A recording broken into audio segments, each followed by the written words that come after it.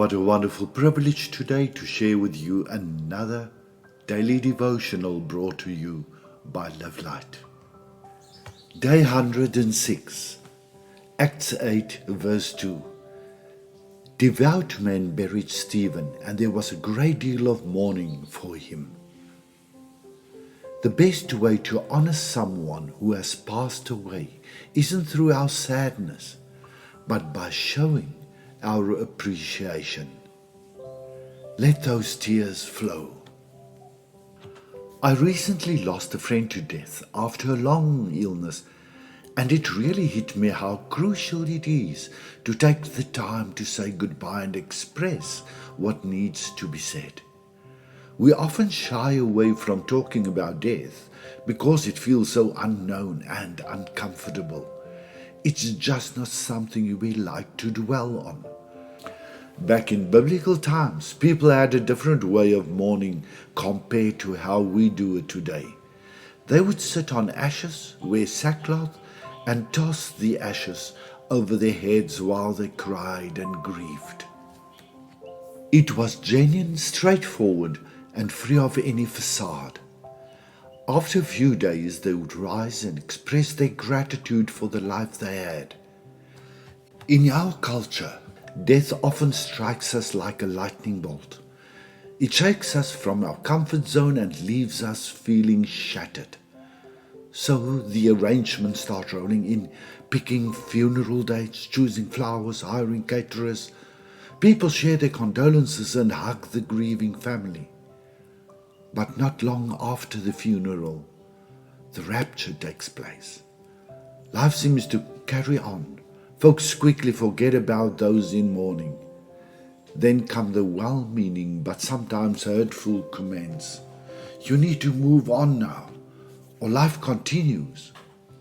In Acts 8 verse 2, we see that faithful men buried Stephen and mourned for him deeply. They didn't just brush off his death as a simple transition to the afterlife. They truly grieved his absence. The reality is, death creates separation, and that separation hurts. Even Jesus shed tears at Lazarus' tomb. There are a couple of key things we should keep in mind. Death isn't the end. While our loved ones might not be here with us in body anymore, they continue to exist, liberated from pain, struggle, and the challenges of this world. The separation is just for a little while.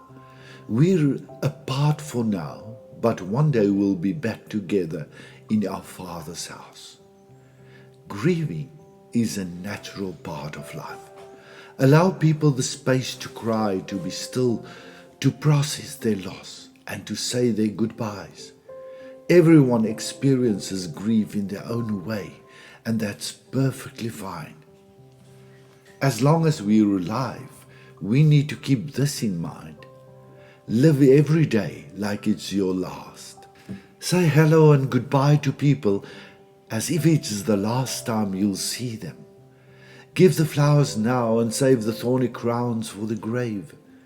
Say what you have to say. Do what you still have to do. Don't put it off until it's too late. And when death arrives, let your tears flow. Allow them to flow freely, because in that sorrow, there's a chance for letting go and healing to come. Don't dwell on what you have lost. Instead, express gratitude for the chance you had to know that person. Something to ponder. Why do you think it's so hard for us to talk about death? What do you think we could do to change our perspective on death? How are you planning to start handing out the flower wreaths today while you have the chance? Lord, help us find the time for goodbyes and to support each other's pain with kindness. Thank you for overcoming death and for reminding us that this separation isn't permanent. Show me how to live like you. Amen.